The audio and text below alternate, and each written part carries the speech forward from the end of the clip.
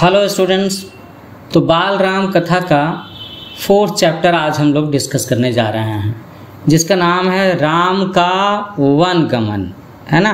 जिसमें भगवान राम लक्ष्मण और सीता के साथ में वन चले जाते हैं। और क्यों चले जाते हैं? क्योंकि उनके पिताजी ने कैकेयी माँ को वचन दिया हुआ था और वो वचन निभाने के लिए राम को वन जाना होता है, जंगल जाना होता है।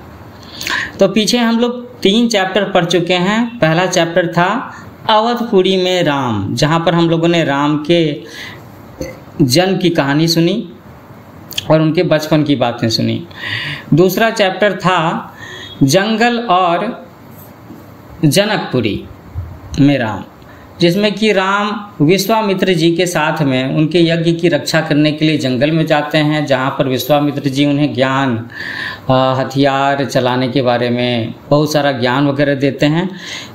तो वहाँ पर यज्ञ की रक्षा करते हुए राम तारका राक्षसी, सुबाहु और मारीच को मारते हैं।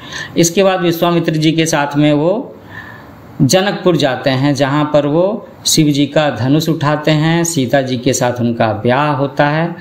फिर उसके बाद अगले एपिसोड में हम लोगों ने पढ़ा था 2 वरदान, जिसमें जब दशरथ जी ने तय कर लिया कि मुझे राम को राजा बनाना है, युवराज बनाना है ना। तो वहाँ पर किस तरीके से मंथरा नाम की जो दासी है वो कैकेयी के कान भरती है और उसके बाद में दशरथ उनकी जिद को पूरा करने को झुक जाते हैं, मजबूरी होती है। रघुकुल रीति सदा चली आई, प्राण जाई पर वचन न जाई। इस वजह से उन्हें राम को वन भेजने की बात, है ना, और भरत को राजा बनाने की बात माननी होती है। तो राम का वन गमन। कोप भवन के घटनाक्रम की जानकारी बाहर किसी को नहीं थी। यद्यपि सभी सारी रात जागे थे, कैकेयी अपनी जिद पर अड़ी हुई थी। राजा दशरथ उन्हें समझाते हुए जगे रहे। नगरवासी राज्याभिषेक की तैयारी करते हुए, क्योंकि उन्हें तो नहीं पता था कि हाँ, राजा दशरथ और कैकेयी के बीच में क्या बातें हो रही हैं। गुरु वशिष्ठ की आंखों में भी नींद नहीं थी। आखिर राम का अभिषेक था। राम कौन? आप समझ रहे हो ना, दशरथ के बड़े पुत्र राम, सारे भाइयों में सबसे श्रेष्ठ और गुण के मामले में भी राजा की उम्मीदों पर खड़े उतरने वाले राम, जनता के चहेते, नागरिकों के चहेते राम। तो दिन चढ़ने के साथ साथ चहल पहल और बढ़ गई। अब हर व्यक्ति उस शुभ घड़ी की प्रतीक्षा में था जिसमें राम का राज्याभिषेक होना था। महामंत्री सुमंत थोड़े से असहज थे, है ना, वो इजी फील नहीं कर रहे थे। महर्षि के पास आए। दोनों ने महाराज के बारे में चर्चा की, क्योंकि पिछली शाम से किसी ने महाराज को अभी तक देखा ही नहीं था। कुछ लोगों के लिए इसका कारण आयोजन की व्यस्तता थी। महर्षि ने सुमंत को राजभवन भेजा कि भाई वो जा करके पता लगाएं कि महाराज कहाँ हैं, क्यों नहीं दिख रहे। समय तेजी से बीत रहा था। शुभ घड़ी निकट आ रही थी। सारी तैयारियां हो चुकी थीं, केवल महाराज का आना शेष था। सुमंत तत्काल राजभवन पहुंचे। कैकेयी के महल की सीढ़ियां चढ़ते हुए सुमंत्र को एक अनजान डर ने घेर लिया। तो एक डर की भावना इनके मन में आ गई थी, है ना। अंदर पहुंचे, देखा कि महाराजा पलंग पर पड़े हैं। और कैसे पड़े हैं? बीमार, दीनहीन, है ना, बिल्कुल कमजोर से। सुमंत्र का मन भांपते हुए कैकेयी ने कहा कि चिंता की कोई बात नहीं है मंत्रीवर। महाराजा राज्याभिषेक की उत्साह में रात भर जागे रहे हैं। वे बाहर निकलने से पूर्व राम से बात करना चाहते हैं। तो सुमंत्र ने पूछा कि कैसी बात? तो कैकेयी ने कहा कि मैं नहीं जानती, अपने मन की बात वे राम को ही बताएंगे, आप बस राम को बुला लाइए।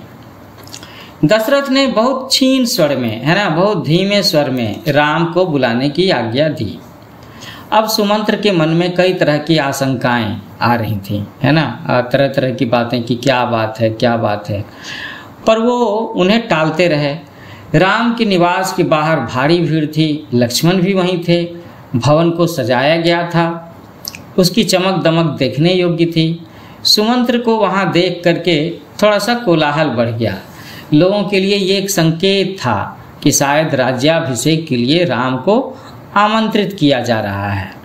सुमंत्र ने कहा कि राजकुमार, महाराज ने आपको बुलाया है, आप मेरे साथ ही चलें। कुछ ही पल में राम वहां पहुंच गए। तो राम कहाँ पहुंचे? कहाँ बुलाया गया था राम को? राम को बुलाया गया था माता कैकेयी के कक्ष में, जहां पर दशरथ जी पहले से बैठे हुए थे। तो राम के साथ में लक्ष्मण भी थे। दोनों ही भाई थोड़े से विस्मित थे कि भाई ये अचानक कौन सी बात है, वो भी शायद समझ नहीं पा रहे थे। वे दोनों के दोनों राजसी वस्त्रों में थे, सजे धजे। लोग जय जयकार करने लगे, है ना। उनके ऊपर पुष्प वर्षा, फूलों की वर्षा होने लगी। वैसे ही पुष्प वर्षा होने लगी जैसे आजकल जब मोदी जी चुनाव प्रचार में जाते हैं ना, तो उनके ऊपर में फूलों की वर्षा होती है। राजकुमार समझ नहीं पा रहे थे कि महाराज ने उन्हें अचानक क्यों बुलाया। लोग समझ रहे थे कि राम राज्याभिषेक के लिए जा रहे हैं। महल में पहुंच करके राम ने पिता को प्रणाम किया, फिर माता कैकेयी को भी प्रणाम किया। राम को देखते ही राजा दशरथ बेसुध हो गए। उनके मुंह से एक हल्की सी आवाज निकली, राम।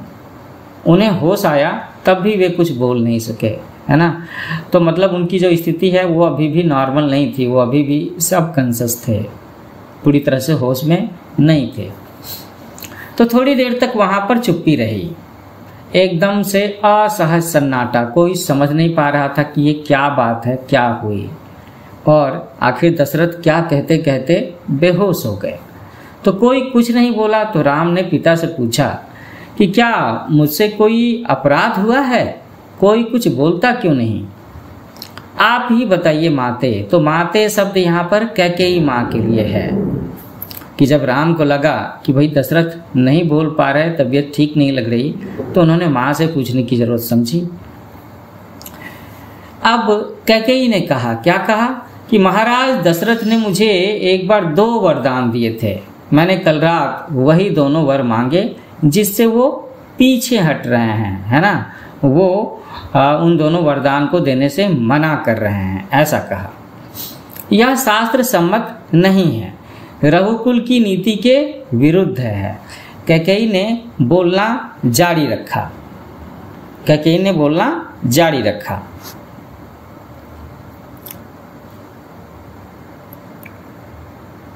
मैं चाहती हूं कि राज्याभिषेक भरत का हो और तुम 14 वर्ष के लिए वन में रहो। ये बात बताई कैकेयी ने। और उन्होंने ये भी कहा कि महाराज यही बात तुमसे कह नहीं पा रहे थे। कौन सी बात? कि राज्याभिषेक भरत का हो और तुम 14 साल तक जंगल में रहो, है ना। राम संयत रहे। उन्होंने दृढ़ता से कहा कि पिता का वचन अवश्य पूरा होगा। भरत को राजगद्दी दी जाए, मैं आज ही वन चला जाऊंगा। तो स्टूडेंट्स, आपने देखा राम का व्यक्तित्व कि इतनी बड़ी बात सुनने के बाद में भी राम बिल्कुल ही संयत हैं और वो दृढ़ हैं। उनके मन में तो बस एक ही बात है कि ठीक है कि मेरे पिता ने वचन दिया है तो मुझे पिता की आज्ञा माननी है, और पिता की खुशी के लिए, पिता की इज्जत के लिए, उनका सम्मान बनाए रखने के लिए मैं उनका वचन अवश्य पूरा करूंगा। उन्होंने खुशी से एक्सेप्ट कर लिया कि ठीक है, भरत को राजगद्दी दी जाए। और वो कहते हैं कि मैं तो आज ही वन चला जाऊंगा। राम की शांत और सधी हुई वाणी सुनकर के कैकेयी के चेहरे पर प्रसन्नता छा गई।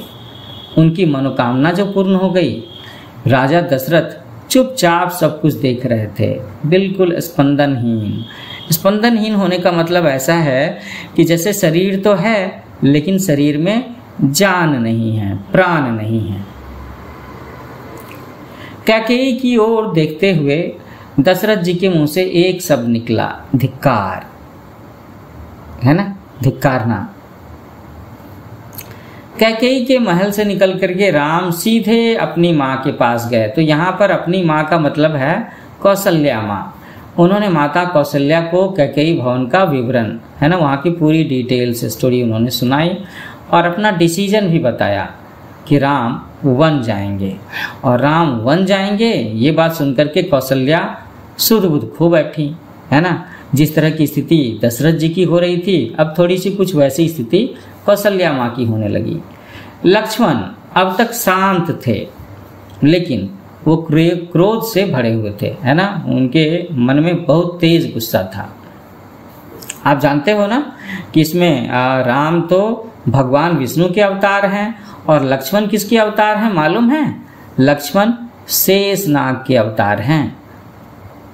तो क्रोध की जो बात है वो आपको लक्ष्मण के कैरेक्टर में इस पूरी रामायण में जगह जगह पर दिखेगी कि उन्हें कई बार क्रोध हो जाता है, और प्रभु राम उन्हें संयत करने की कोशिश करते हैं, समझाते हैं। तो राम ने समझाया और उनसे वन जाने की तैयारी करने के लिए कहा कि भाई मुझे तो अब वन जाना है। कौशल्या का मन था कि राम को रोक लें, वन न जाने दें, भले ही वो राजगद्दी छोड़ दें पर वह अयोध्या में रहें, ऐसा चाहती थी कौशल्या माता।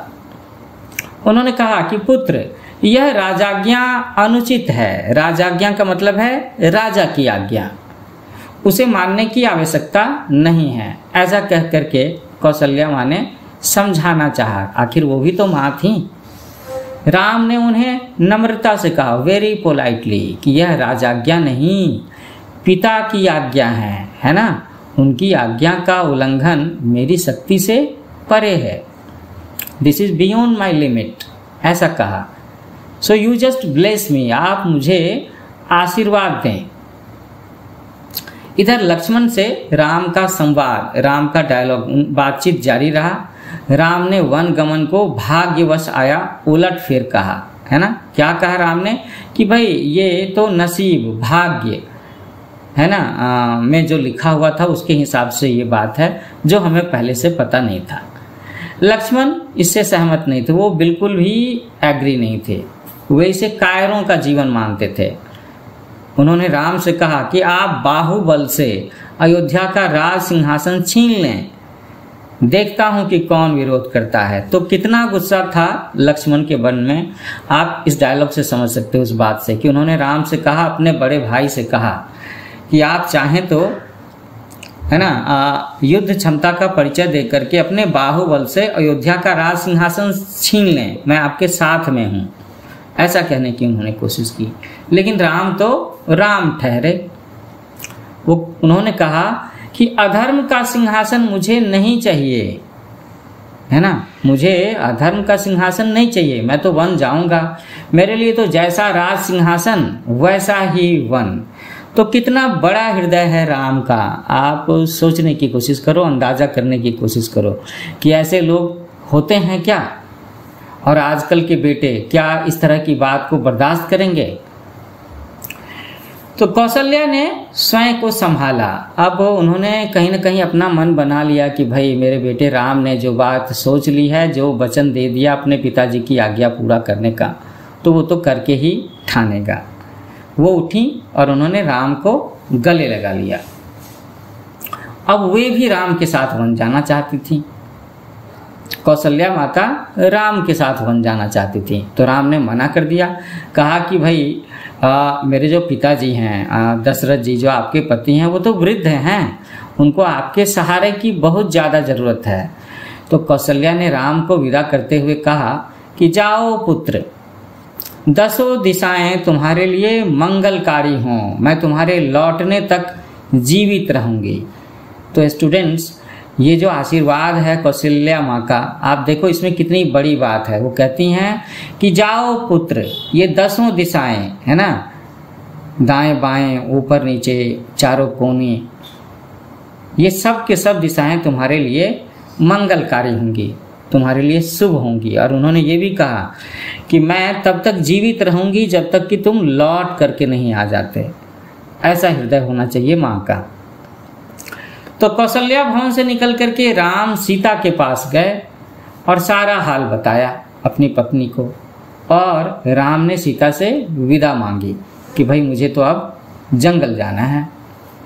माता पिता की आयु का उल्लेख किया और उनकी सेवा करने का आग्रह किया, ये कहने की कोशिश की कि भाई मेरे माता पिता जो हैं दशरथ और कौशल्या, ये सब के सब ओल्ड एजेड पीपल हैं, तो तुम रहोगी तो इनकी सेवा करना।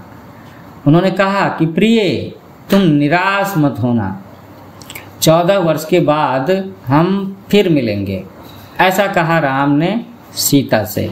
और ये कह करके उन्होंने विदा मांगने की कोशिश की।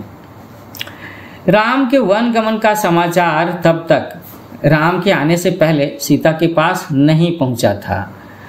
जब उन्होंने राम को देखा तो उन्हें थोड़ी सी आशंका हुई कि लगता है कुछ अटपटी सी बात है, कोई एबनॉर्मल बात है। अनिष्ट होने की है ना, कुछ बुरा होने का ऐसा कुछ अंदेशा उन्हें हुआ था शायद। तो राम ने जब विदा मांगी तो सीता व्याकुल हो गई, डेस्परेट हो गई। उन्हें भी बहुत तेज गुस्सा आया, वो क्रोधित हुई। उन्होंने निर्णय पर प्रतिवाद किया। उन्होंने भी थोड़ा सा लक्ष्मण वाला दृष्टिकोण दिखाने की बात कही कि भाई ये डिसीजन तो अच्छा नहीं है। आपने अभी अभी देखा ना कि कौशल्या माँ भी इस डिसीजन के फेवर में नहीं थी। उन्होंने थोड़ा सा फ्लेक्सिबल करने की कोशिश की। ठीक है कि राम राजगद्दी पर नहीं बैठेंगे, छोड़ देंगे, लेकिन वो जंगल ना जाएं, ऐसा चाहती थी। अब यहाँ हम लोग सीता माता का दृष्टिकोण देखते हैं। राम नहीं माने तो सीता ने उनके साथ जंगल जाने का प्रस्ताव रखा कि ठीक है, आप मेरी बात नहीं मानते तो मैं भी आपके साथ जंगल जाऊंगी। सीता ने कहा कि मेरे पिता का आदेश है कि मैं छाया की तरह हमेशा आपके साथ रहूं। किसने कहा ये बात? सीता ने कहा। उन्होंने अपने पिता जनक की दुहाई देते हुए कहा कि उन्होंने कहा है कि मैं आपकी जीवन संगिनी हूं, तो मुझे हमेशा आपके साथ छाया की तरह से रहना है। सो wherever you will go, I will go with you, है ना, चाहे वो जंगल हो या कोई भी जगह हो। तो अब इस लॉजिक का राम के पास में जवाब नहीं था। राम को सीता जी की बात माननी पड़ी और तभी लक्ष्मण भी वहां आ गए। वह भी साथ जाने को तैयार थे। अभी तक की कहानी में हम लोगों ने देखा है वो जो विश्वामित्र जी के साथ जंगल जाने की बात थी, तब दशरथ जी ने लक्ष्मण को भाई के साथ जाने को कहा था। तो एक अलग तरह का अटैचमेंट था लक्ष्मण का अपने बड़े भाई राम के साथ में, जो हम आगे भी देखेंगे। तो राम ने लक्ष्मण की रिक्वेस्ट को एग्री किया। उन्होंने अलाउ कर दिया कि ठीक है कि तुम भी मेरे साथ चलना चाहते हो तो चलो, तो अब जल्दी से तैयारी कर लो जंगल जाने की। राम चाहते थे कि सीता वन ना जाएं, वो अयोध्या में ही रहें। वे इसकी अनुमति दे चुके थे। फिर भी उन्होंने एक और कोशिश की और कहा कि सीते, वन का जीवन बहुत कठिन है, बहुत प्रॉब्लमेटिक है ना। न रहने का ठीक स्थान, न भोजन का ठिकाना, कठिनाइयाँ कदम कदम पर होंगी, है ना। तुम महलों में पली बढ़ी हो, तो ऐसा कठिनाइयों भरा जीवन कैसे जी सकोगी? सीता ने कोई उत्तर नहीं दिया, वो बस मुस्कुरा दी। उन्हें पता था कि भाई राम अपने दिए वचन से पलट नहीं सकते, है ना। जब उन्होंने इतना बड़ा वचन अपने पिता को दिया और उन्होंने वचन दे दिया मुझे कि ठीक है मैं तुम्हें जंगल ले चलूँगा, तो फिर अब तो वो पलट नहीं सकते। तो इसलिए सीता ने इस सवाल का जवाब नहीं दिया।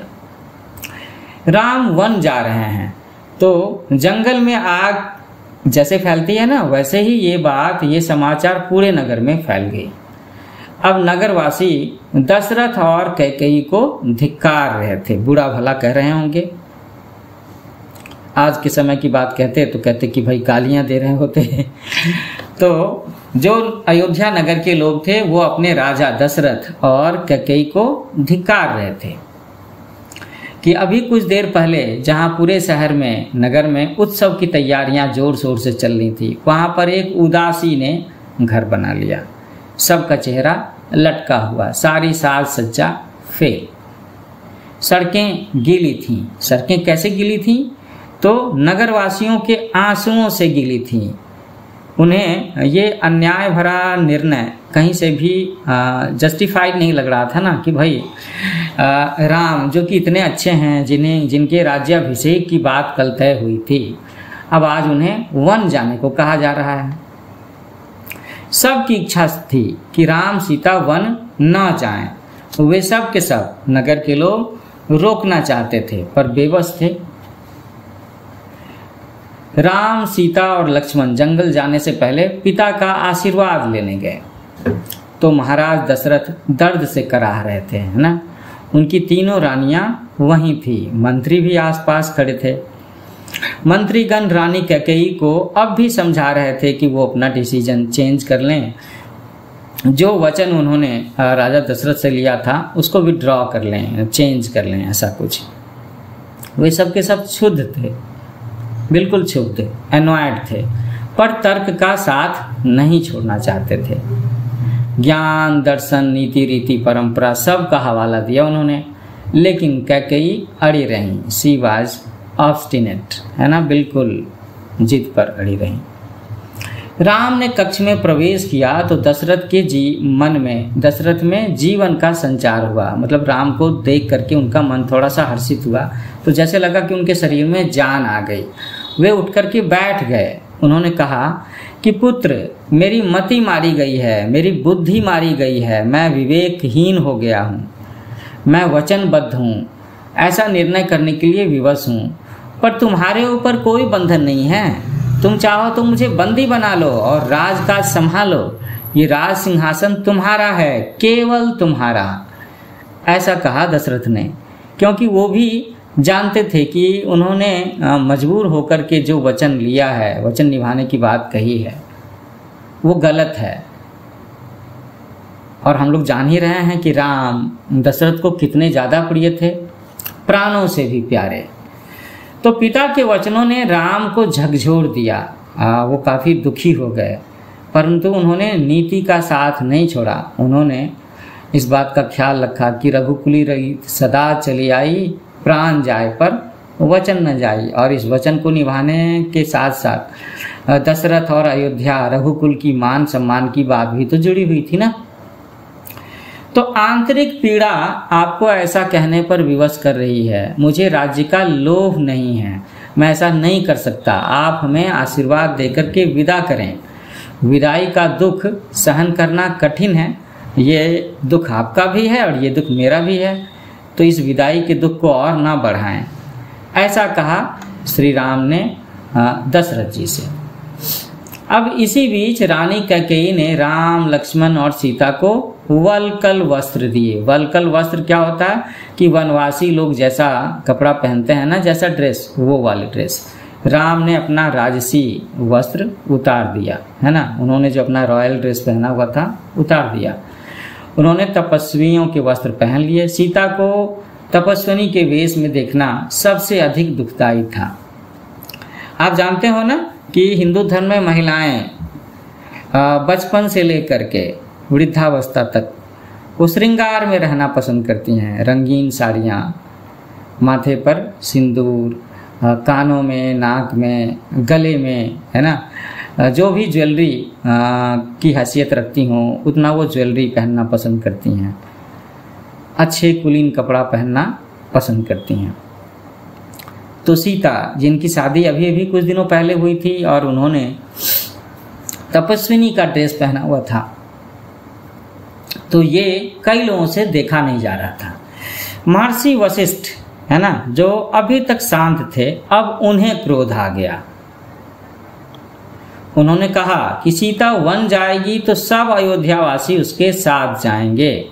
भरत सूनी अयोध्या पर राज करेंगे, वो अयोध्या जहाँ पर कोई व्यक्ति रहेगा ही नहीं, यहाँ कोई नहीं होगा, पशु पक्षी भी नहीं रहेंगे। ऐसे कहा क्रोध में आकर के गुरु वशिष्ठ ने। अब एक बार फिर राम ने सबसे अनुमति मांगी, है ना। उन्हें फिर से अपने गुरु वशिष्ठ जी को समझाने की भी जरूरत पड़ी होगी। आगे आगे राम और उनके पीछे सीता, उनके पीछे लक्ष्मण। महल के ठीक बाहर मंत्री सुमंत रथ लेकर खड़े थे। रथ पर चढ़ करके राम ने कहा कि महामंत्री रथ तेज चलाएं। नगरवासी रथ के पीछे दौड़े, है ना। नगरवासियों का बस चलता तो रथ को जाने ही नहीं देते, राम, लक्ष्मण, सीता को जंगल जाने ही नहीं देते। राजा दशरथ और माता कौशल्या भी पीछे पीछे काफी दूर तक गए। सब के सब रो रहे थे, सबकी आंखों में आंसू थे। पुरुष, महिलाएं, बूढ़े, जवान और बच्चे मीलों तक नंगे पांव दौड़ते रहे। और राम यह दृश्य देख करके विचलित हो रहे थे, इमोशनल भी हो रहे थे और डिस्टर्ब भी हो रहे थे, है ना। उनसे ये देखा नहीं जा रहा था। ये टॉलरेट करना बड़ा मुश्किल है कि आपकी वजह से आपकी जनता रो रही है, आपके पिता रो रहे हैं, माँ रो रही है, जवान बच्चे बूढ़े महिलाएं सब के सब रो रही हैं। तो उन्होंने सुमंत से रथ को और तेज हाँकने को कहा कि ताकि लोग हार जाएं, थक करके पीछे छूट जाएं और घर लौट जाएं। राजा दशरथ लगातार रथ की दिशा में नजरें गड़ाए रहे, खड़े रहे, जब तक ये रथ उनकी आंखों से ओझल नहीं हो गया, तब तक वो लगातार रथ को देखते रहे। और जैसे ही रथ का दिखना बंद हुआ तो रथ के साथ साथ राम, सीता और लक्ष्मण का दिखना भी बंद हुआ। तो दशरथ वहीं पर धरती पर गिर पड़े। रथ दिन भर दौड़ता रहा, जंगल अभी दूर था। तमसा नदी के तट तक पहुंचते पहुंचते शाम हो गई। तो इन वनवासियों ने, राम, लक्ष्मण, सीता, इन सब ने रात वहीं बिताई। अब अगली सुबह वे दक्षिण दिशा की ओर चले। हरे भरे खेतों के बीच से गोमती नदी पार करके राम, सीता और लक्ष्मण सई नदी के तट पर पहुंचे। महाराज दशरथ के राज्य की सीमा वहां पर समाप्त होती थी और शायद वहीं से जंगल शुरू होने वाला होगा या कोई और राज्य शुरू हो रहा होगा। अच्छा, मैं सारे स्टूडेंट से, बच्चों से कहना चाहूँगा कि जब हम लोगों ने इसमें नदियों की बात की है तो सरयू नदी की बात हुई, गंगा नदी की बात हुई, गोमती नदी की बात हुई। यहाँ हम लोगों ने तमसा नदी के बारे में सुना, सई नदी के बारे में सुना। तो जो भी अयोध्या में रहने वाले स्टूडेंट्स हैं या जो यूपी में रह रहे हैं, मैं चाहूँगा कि आप अपने मैप पर इन सारी नदियों को लोकेट करने की कोशिश करो। It will help you to understand your map skills, है ना, अच्छा लगेगा। सो शाम होते होते, एक मिनट, तो ये जो सई नदी का किनारा था वहीं पर महाराजा दशरथ के राज्य की सीमा खत्म होती थी। तो राम ने एक बार पीछे मुड़ करके अपनी जन्मभूमि, अपनी मातृभूमि को देखा, बर्थ प्लेस अयोध्या को, और उसे प्रणाम किया और कहा कि हे जननी, जननी का मतलब होता है माता, कि हे जननी, अब 14 वर्ष बाद ही तुम्हारे दर्शन कर सकूंगा। कितनी इमोशनल बात है ये। शाम होते होते वे गंगा के किनारे पहुंच गए। श्रृंगवेरपुर गांव में निषाद राज गुह ने उनका स्वागत किया। राम ने रात वहीं विश्राम किया और गुहराज के अतिथि के रूप में अब वन क्षेत्र आ गया था, जंगल का इलाका आ गया था। तो नदी के उस पार अगली सुबह राम ने महामंत्री को समझा बुझा करके वापस भेज दिया। ये महामंत्री कौन है? सुमंत। दोनों राजकुमारों और सीता ने नाव से नदी पार की। सुमंत्र तट के इस पार खड़े रहे वनवासियों के उस पार उतरने तक, है ना। तब तक वो भी लगातार देख रहे थे जैसे दशरथ देख रहे थे रथ को। इसके बाद वे अयोध्या लौट आए। सुमंत्र का खाली रथ अयोध्या पहुंचा तो लोगों ने उसे घेर लिया। वे सब के सब राम के बारे में जानना चाहते थे। सुमंत्र बिना कुछ बोले सीधे राजभवन गए। राजा दशरथ कौशल्या भवन में थे। अभी राजा दशरथ कैकेयी के भवन में नहीं थे, वो कहाँ थे? कौशल्या भवन में, बेचैन सुमंत्र की प्रतीक्षा में, ताकि कुछ तो अपडेट मिले उन्हें अपने राम, लक्ष्मण और सीता के बारे में। उन्होंने कहा कि महामंत्री, राम कहाँ हैं? सीता कैसी हैं? लक्ष्मण का क्या समाचार है? वे कहाँ रहते हैं? क्या खाते हैं? तो देखो, ये होता है एक पिता की बेचैनी, जब उसे अपने पुत्र से, अपनी संतान से इतना ज़्यादा लगाव होता है। तो सुमंत्र की आंखों में आंसू थे। उन्होंने एक एक कर महाराज के सभी प्रश्नों का उत्तर दिया। सुमंत्र को पता था कि दशरथ को इन उत्तरों से संतोष नहीं होगा, उन्हें खुशी नहीं होगी। He will not be satisfied. महाराज की बेचैनी बनी रही और बेचैनी बढ़ती गई। वन गमन, जंगल जाने के 6ठे दिन दशरथ ने प्राण त्याग दिए, है ना। He was dead. वो अपने प्राणों की रक्षा नहीं कर सके। राम का वियोग, राम से अलग होना उनसे सहा नहीं गया, बर्दाश्त नहीं हुआ। शरीर ही नहीं, कहीं ना कहीं उनके आत्मा और उनके हृदय ने भी इस विक्षोभ को, इस विदाई को एक्सेप्ट नहीं किया था। तो दूसरे दिन महर्षि वशिष्ठ ने मंत्री परिषद से चर्चा की। सबकी राय थी कि भाई राजगद्दी खाली नहीं रहनी चाहिए। तो तय हुआ कि भरत को तत्काल अयोध्या बुलाया जाए। घुड़सवार दूत रवाना किए गए इस निर्देश के साथ कि उन्हें अयोध्या की घटनाओं के संबंध में मौन रहना है। भरत को कुछ बताना नहीं है कि अयोध्या में क्या क्या हो गया इन बीच में, बस भरत को बुला करके ले आना है। तो स्टूडेंट्स, इसके साथ ही ये जो चौथा चैप्टर था राम का वन गमन, राम का जंगल जाने की जो बात है ना, 14 ईयर एग्जाइल, ये हम लोगों ने आपको पढ़ करके सुनाया। मेरे ख्याल से कई सारे स्टूडेंट्स को या कुछ और भी लोग जो ये राम कथा सुन पा रहे हैं, शायद उन्हें अच्छा लग रहा हो, अच्छा लगना चाहिए। मैंने कोशिश की है। तो आप मेरा चैनल न्यू एज कोचिंग, इसे लाइक करो, शेयर करो, सब्सक्राइब करो और मुझे आपके कमेंट्स का इंतजार रहेगा। तो कुल मिलाकर के 12 चैप्टर्स हैं इस स्टोरी में और हर चैप्टर लगभग आधे घंटे का है। तो 6 घंटे में अगर आपको मेरे मुंह से इस तरीके से रामायण सुनने का मौका मिलता है, राम के बारे में, राम के गुणों के बारे में जानने का मौका मिलता है, तो आई थिंक ये अच्छा है ना, अच्छा लगना चाहिए। तो जल्दी मिलते हैं एक नए चैप्टर के साथ में, जिसमें अब हम लोग आगे की कहानी सुनेंगे कि जंगल में राम ने रहना कैसे शुरू किया। लेकिन इस बीच में तो उनके पिताजी का देहांत हो गया है, तो एक बार भरत उन्हें मनाने के लिए जंगल में मिलने भी आएंगे। तो ये स्टोरी अगले पार्ट में हम लोग सुनेंगे। So happy learning with new age coaching. मिलते हैं इस कहानी के अगले भाग में।